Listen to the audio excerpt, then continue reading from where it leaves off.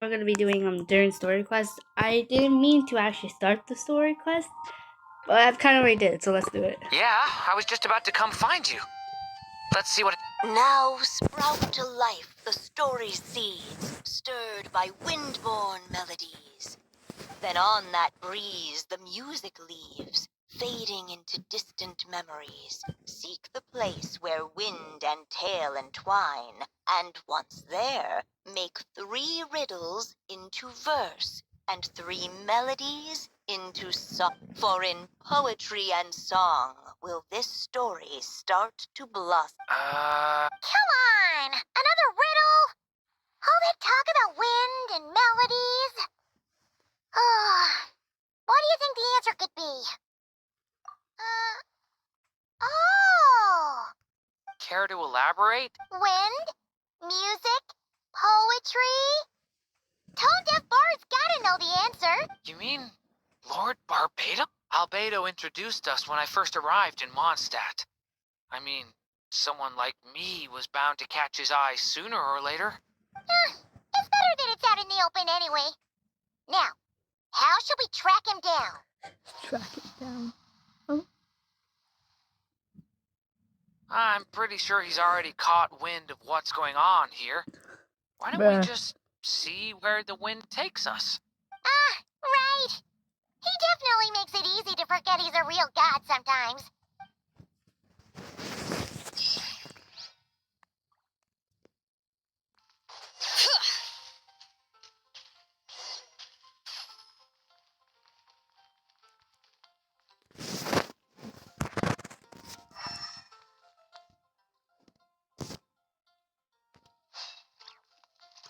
Over there. Oh.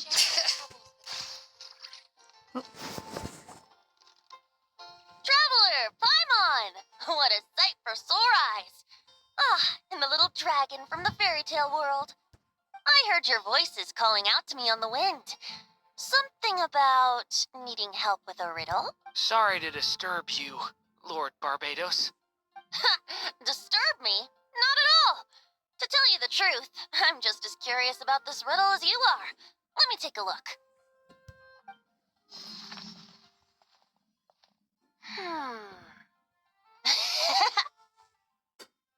What is it? Did you figure out the answer? 3 riddles and 3 melodies. That sure takes me back. The answer you seek lies hidden in memory. Looks like running to Tone-Deaf Bard was the right call after all. Long ago, those mages came to Mondstadt, seeking to test their strength against mine. But I replied, let us make music, not war, and resolve our conflicts through song. So I strummed my lyre and sang them this verse.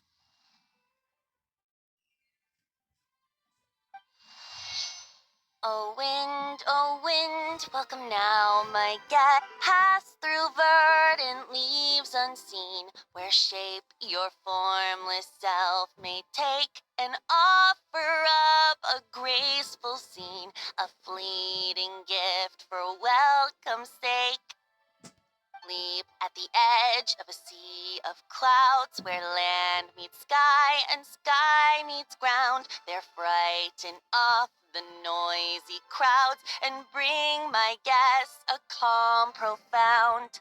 Fly beneath the stars up high, where mortal noise is swept aside, that my dear guests with starry eyes may share the dreams they hold inside. Now go to where I vowed to keep a quiet spot for them to sleep. No clash, no contest bars the way, just tea and mirth to fill the day. There you have it, the 3 melodies. As for the answers to those 3 riddles, I trust you can guess them by now. The woods, the edge of a cliff, and... Correct! Funnily enough, your mother was also the first to solve it, all that time ago. There must be some kind of special rapport between those who write stories and those who sing them. The woods, a cliff, and the sky. I suppose the spot that answer points to is where you're headed next. You should know, after solving my riddle, The mages even accepted my proposal and made that location their official meeting spot.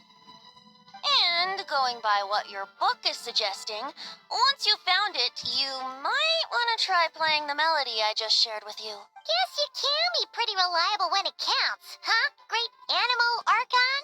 Thanks for the help, Lord Barbados. Still got questions for me, huh? Yeah, you must have read countless tales in your time, being a wandering bard and all. In your experience, why might an author consider a story unfinished? Unfinished? Well, I guess if there's something left to accomplish in the story, or, oh, if the last line goes, to be continued. Huh? Wow, your helpfulness lasted for like 1 second. In all seriousness, I would think the answer to that question lies in your mother's story itself. It's not my place to pry any further. All right, then. We should get going.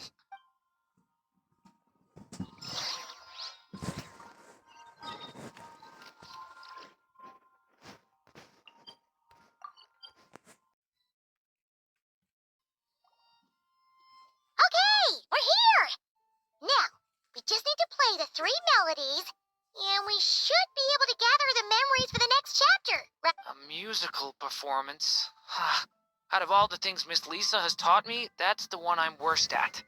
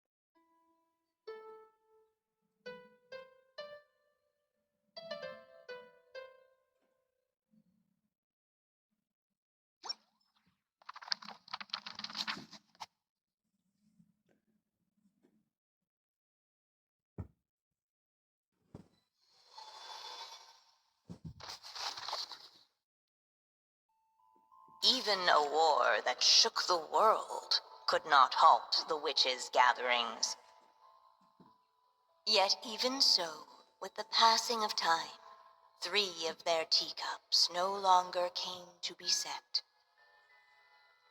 The witches did not linger long in sorrow, for the story witch had brought glad tidings of her own. Born was her dragon child, safe and sound. Her fellow witches offered up their blessings, eagerly debating how to celebrate the child's birth.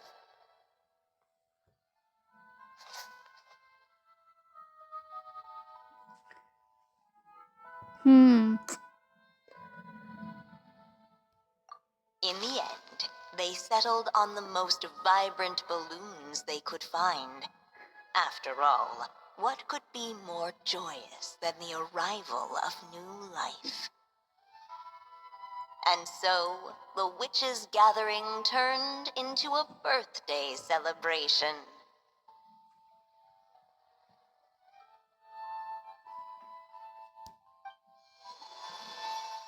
So, we're back in the story world, huh?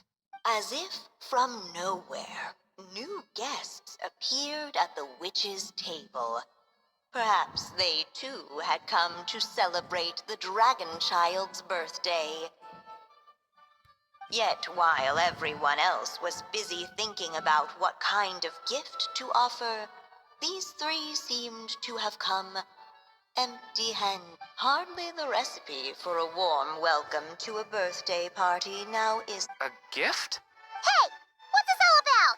We only just found out this was a party. While the guests voiced their complaints and grievances, perhaps they should have been wondering what kind of gift to give instead.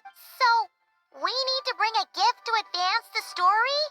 Ah, But where are we supposed to get... Perhaps it would be a good idea to have a look around. Why didn't you just...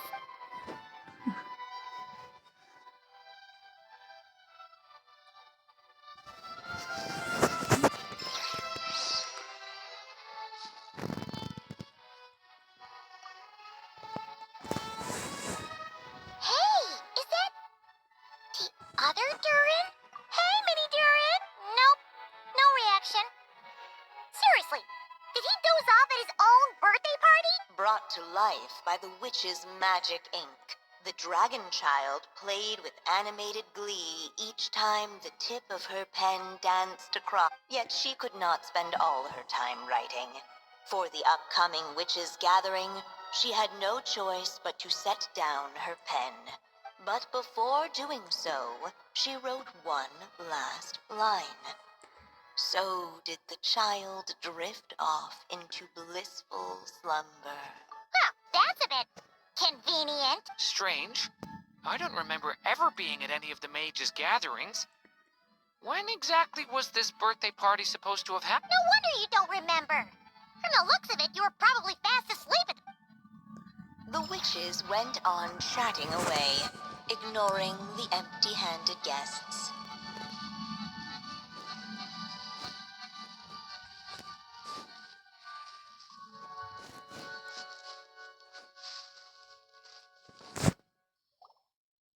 Hey, could we use these as gifts, maybe? At last, the guests found something to give the dragon child. Guess that's a yes, then. Which one should we go for? Still, the guests wondered, what kind of gift might the little dragon really... Should they put a warrior's sword in his hand and send him out on an unstoppable quest to save the world? Or perhaps a wandering hero's slingshot and the promise of a life of endless, uncharted adventure? Or maybe even a scholar's tome and the chance to take on all the world's unsolved mystery. Okay. Wow. That's a lot of pressure all of a sudden. Oh, yeah. Technically, we're actually picking a gift for you, so... You want me to choose? Wow, this feels kinda special. How come? For as long as I can remember, I've spent most of my time living in the stories my mother created. I always thought my mother had everything written out for me already, just like the toy figures in Constellation Metropole. What I wanted to do with my own future. That's something I've never really thought about. What did I want back then? This is the first time I've ever asked myself that question. Sounds like this is the perfect opportunity to answer it then. It's been a while since you left Simulanka, and after everything that's happened, it might be about time to start thinking about your future. Then let me give it...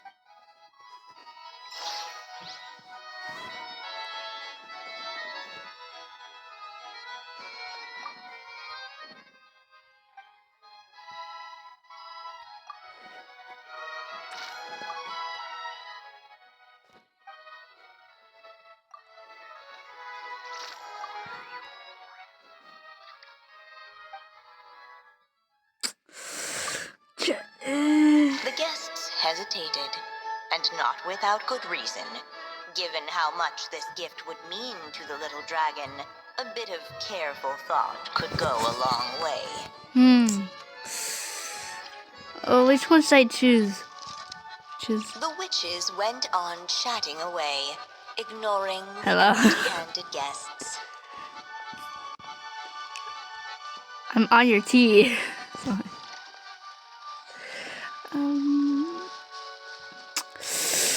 Which one should I choose? Durin is a sword user. I might just do the sword because he's a sword. I'm not.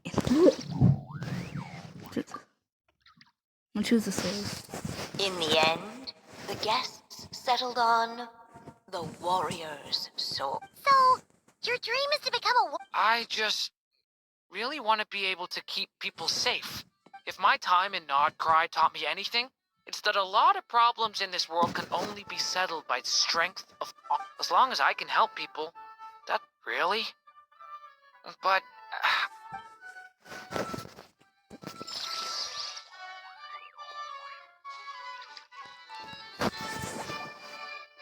Alright, they should let us in now that we've got a gift, right? hello there. Brought a gift? The newly arrived guest presented his gift, wishing the little dragon a future, accepting the guest's blessing. The story witch invited him and his friends to take their place around the table. Finally, she could introduce them all to her dragon child, telling all in attendance about the moment of his hatching.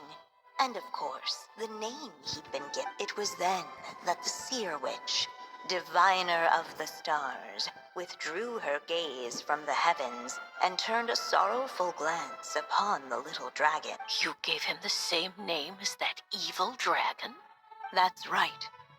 But the life I intend for him shall be very different. What folly to love so blindly. For as you must know, a name is the mirror of destiny itself.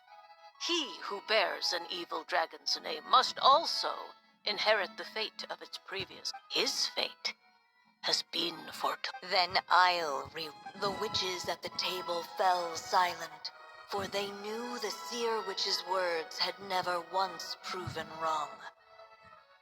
Yet, just as clearly, they recognized the story witch's resolve.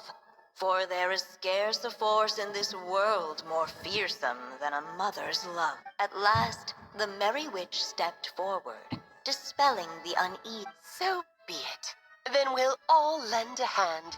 Together, we shall rewrite this child's fate. You mean to defy one of the fundamental rules of this world? I refuse to be shackled by such rules.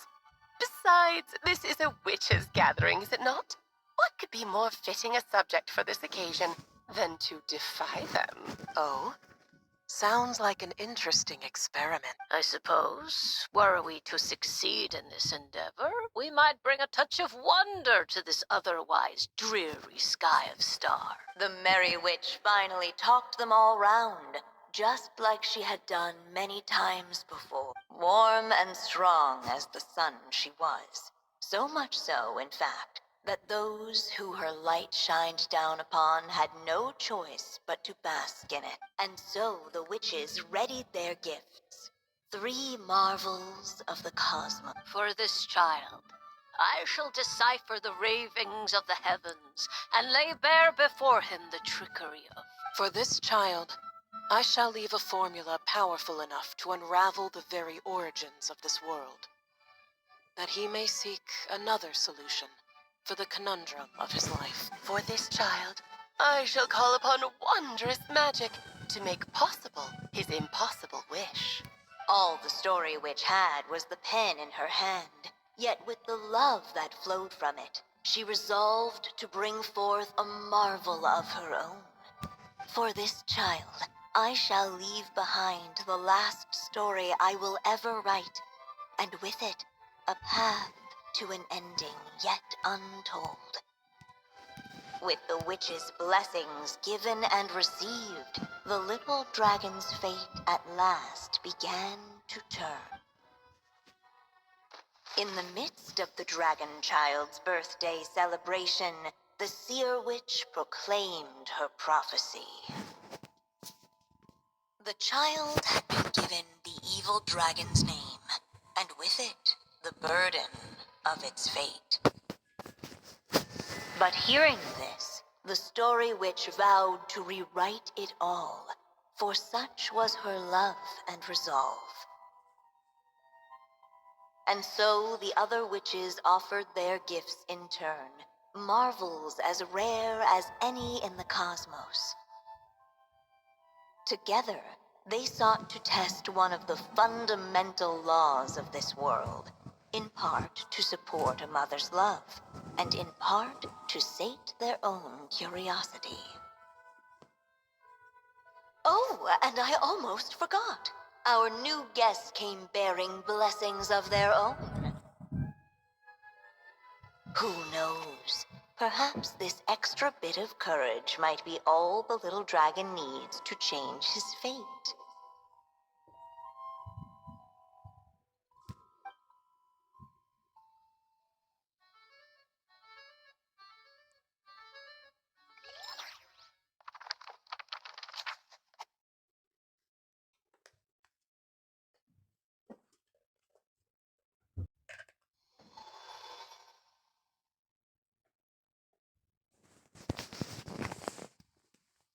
Yep, looks like we've completed this chapter too. Those witches in the story were the mages of the Hexen Circle, right? They sure seem to care a lot about you, Durin. But, Paimon kinda had trouble following their conversation. Just a bunch of mystery, as usual. The evil dragon's fate. Oh, is that what you're worried about? But didn't we already take care of that? Ah, the mages must have had a hand in that, too. Also, I was just thinking, which part of the story are we even meant to be completed? Oh, it feels less like we're filling in the gaps and more like we're adding something new altogether. But we use the ink, right? And the book hasn't given us any more clues, so that must mean... Yeah, I guess we're doing something right.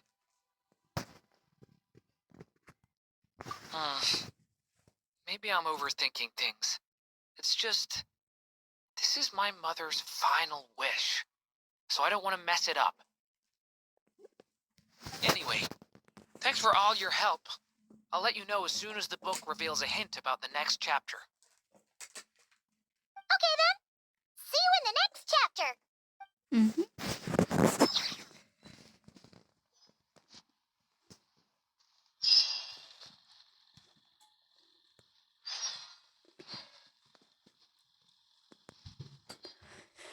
So, that's the end of the video now. So, bye, guys.